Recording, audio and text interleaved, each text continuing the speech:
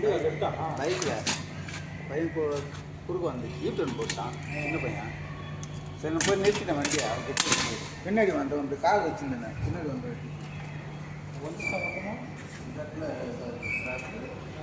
ஜவு பிடிச்சி இங்கே ஜவு பிடிச்சி ஐயோ 4 மாதம் வந்து அது கால் மறக்க முடியல. மறந்துல இல்லை மறந்துல